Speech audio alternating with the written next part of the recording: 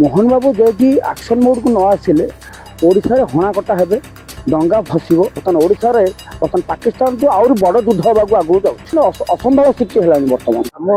राज्य ओडिशा रे पाकिस्तानी चिन्हट होती राजधानी भी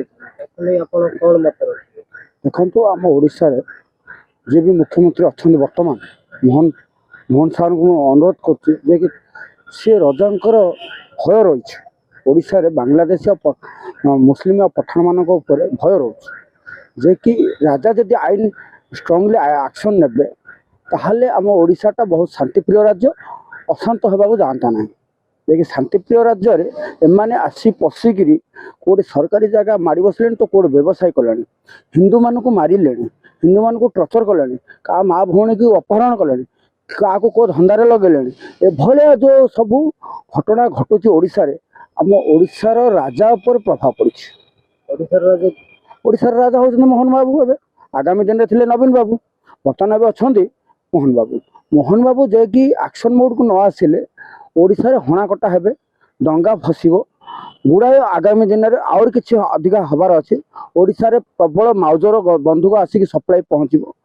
तुरंत एम ओडिशा विदाय करूँ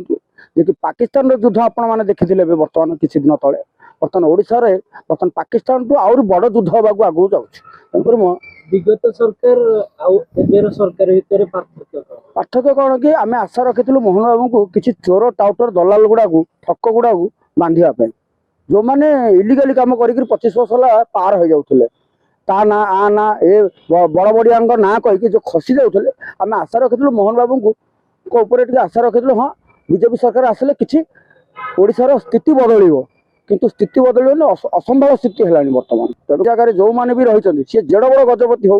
तुरंत पूरा अरेस्ट करा जाऊ और जेल भितर रखी दि जाऊ जमी बेल न अर्डर मिलवा दरकार जे कि हिंदू मान को मारे ये गोटे योजना चलती पाकिस्तान सहित लिंक रही है कि पाकिस्तान आतंकवादी आ भितर गुप्तचर भाया बुलूं कि भुवनेश्वर बासिंदा मैंने बर्तमान जापार बांग्लादेशी मैंने जो अनुप्रवेश कर स्थान देती स्थान किए नेता मैंने भोट पाई